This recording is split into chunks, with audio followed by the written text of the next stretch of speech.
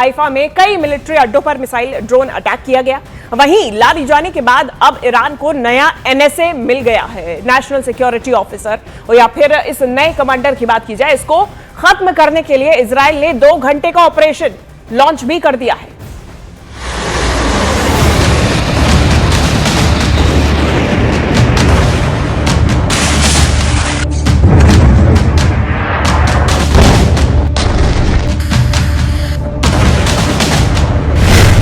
Iran ने operation true promise 4 का विस्फोटक 79वां राउंड शुरू किया है।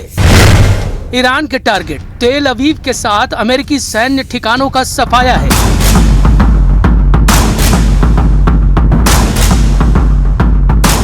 ट्रंप 5 दिन शांति चाहते थे, ईरान ने उन्हें 50 मिनट भी नहीं दिए। युद्ध में जब सब कुछ ईरान के हिसाब से चल रहा है तो वो किसी को शांति से बैठने देने के लिए तैयार नहीं। ईरान के बारूदी पलटवार के बाद इजराइल ने 5 मिनट का भी सब्र नहीं दिखाया। फिर से लड़ाई खूंखार स्टाइल में भड़क गई। लेबनान में इजराइल मार रहा है, तेल अवीव में ईरान तबाही मचा रहा है, इराक में ईरान समर्थक लड़ाके तांडव मचा रहे हैं। ईरान ने मिसाइलों से तेल अवीव के कई इलाकों में भारी तबाही मचाई है, जिससे इमारतों को बड़ा नुकसान हुआ है और कम से कम 4 लोग मारे गए हैं। वहीं इजराइल ने पूरे लेबनान में हमले किए हैं, जिसमें बशामोन शहर में 2 लोगों की मौत हो गई है। इजराइल ने ईरान के खुर्रम शहर पावर प्लांट में पाइपलाइन पर धमाका कर भारी नुकसान पहुंचाया है। ईरान के रेवोल्यूशनरी लड़ाकू ने भी जबरदस्त पलटवार कर रखा है। इजराइल में तबाही की फिल्म ईरान दिखाने लगा है। ये ड्रोन वीडियो ईरान ने रिलीज किया है, जिसमें तेल अवीव की बर्बादी के दृश्य हैं। ड्रोन वीडियो में मिसाइल धमाकों से खंडहर बनी इमारतें और कबाड़ बनी गाड़ियां देखी जा सकती हैं। ट्रंप के पीस ऑफर को ईरान ने मिसाइल धमाकों से खारिज कर दिया है। रेवोल्यूशनरी लड़ाकों ने वॉर स्टेटमेंट नंबर 46 रिलीज किया है, जिसमें कहा गया है कि इजराइल ने रेड लाइन क्रॉस कर दी है, जिसका भयानक बदला लिया जाएगा। ये ऐलान ट्रंप के 5 दिन शांति बनाए रखने वाले बयान के बाद किया गया है।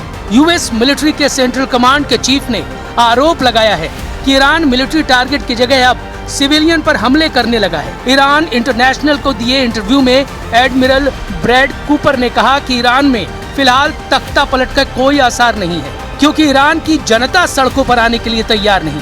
ब्रैड कूपर ने आरोप लगाया है कि रेवोल्यूशनरी गार्ड नागरिकों को ढाल की तरह इस्तेमाल कर रहे हैं। They need to stop putting the wonderful Iranian people at risk by firing missiles and drones from inside populated areas. I've seen it with my own eyes. They continue to do this. They have no care for the people. Iran जिस तरह से attack mode में है, उससे Trump खुद को 5 दिन हमला करने से रोक पाएंगे, इसके आसार कम है, क्योंकि जिन मोहम्मद बागेर गलीबाफ से ट्रंप सीज फायर डील को फाइनल करना चाह रहे हैं, उन्होंने बैकफायर कर दिया है। ट्रंप ने दावा किया कि ईरान के टॉप लीडर से उनकी डील फाइनल होने वाली है। अमेरिका के न्यूज आउटलेट एक्सियोस ने व्हाइट हाउस के हवाले से बताया कि ट्रंप सरकार ईरान के संसद के स्पीकर मोहम्मद बागेर गलीबाफ को कॉन्फिडेंस में ले चुकी है।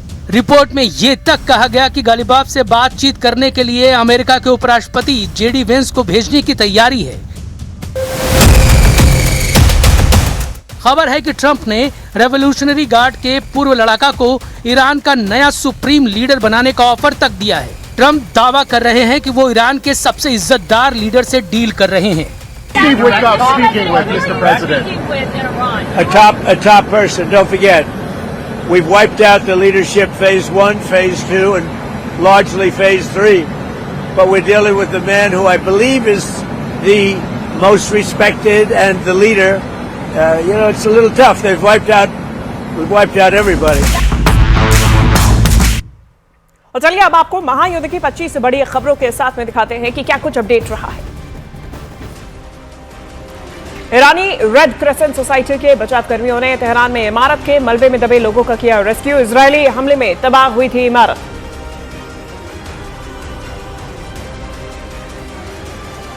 अमेरिका और इजरायल के हमलों में तेहरान में मची भारी तबाही, मलबे में तब्दील हुई कई इमारतें। ईरान ने लगाया बस्तियों पर हमले का आरोप।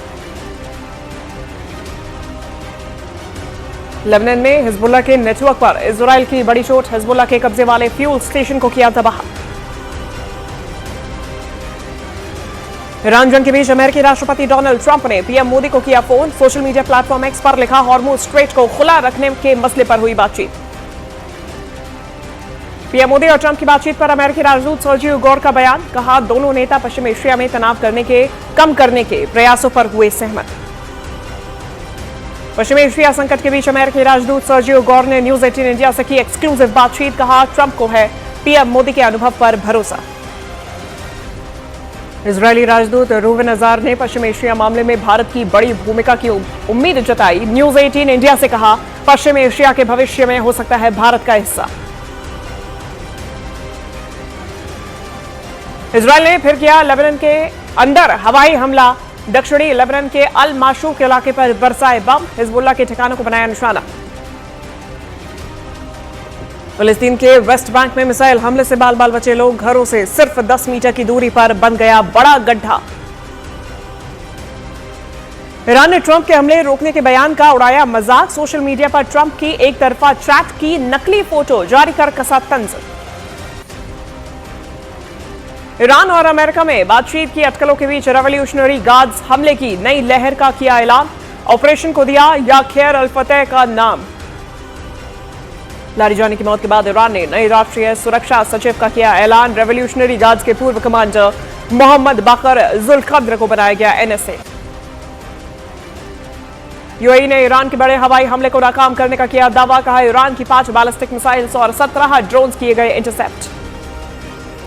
लेबनान में हिजबुल्लाह के इस्तेमाल में आने वाले एक और पुल पर आईडीएफ ने बरसाए बम, एक दिन पहले भी लिटानी नदी पर बने एक पुल को उड़ा चुका है इजरायल। ईरानी रेड क्रिसेंट सोसाइटी ने अमेरिका और इजरायल पर लगाया अस्पतालों को निशाना बनाने का आरोप, कहा हमलों में तबाह हो चुके हैं करीब 300 मेडिकल सेंटर्स। ईरान के मिसाइल हमलों में तेल अवीव में मची तबाही, कई इमारतें हुई मलबे में तब्दील, इजरायली सेना ने किसी की मौत से किया इनकार। आईडीएफ ने हिजबुल्लाह के एक ब्रॉडकास्टिंग स्टेशन और रदवान फोर्स के मुख्यालय पर किया हमला, हिजबुल्लाह को बड़े नुकसान का किया दावा। ईरान के मीडिया का बहुत बड़ा दावा, ट्रंप के वादे के बाद भी तेल ठिकानों पर हमले जारी। जंग खत्म कराने के लिए ईरान और अमेरिका की बातचीत में पाकिस्तान बन सकता है बिचौलिया, ईरान के अधिकारियों का एक दल जा सकता है पाकिस्तान। कुवैत का ईरान की मिसाइलों और कुछ ड्रोन को हवा में मार गिराने का दावा, मिसाइलों के मलबे से बिजली की लाइन्स टूटी। ईरान के हमलों में इजरायल के तेल अवीव में कई लोग घायल, बैलिस्टिक मिसाइल से ईरान ने बनाया निशाना। सऊदी अरब ने अमेरिका को किंग फहद एयरबेस इस्तेमाल करने की अनुमति दी, ईरान के खिलाफ यूएस सेना करेगी इस्तेमाल। ट्रंप ने की रक्षा मंत्री पीट हेगसेथ के सिर ईरान पर हमले का दोष मढ़ने की कोशिश, कहा ईरान पर हमला करने के लिए उकसाया था। ईरान ने तेहरान के ऊपर मंडरा रहे इजरायली सेना के एक ड्रोन को मार गिराने का किया दावा, रिहायशी इलाके पर हमला करने वाला था ये ड्रोन। लेबनान के एक हिस्से तक कब्जा करने की तैयारी में इजरायल, हमलों के वीडियो किए जारी।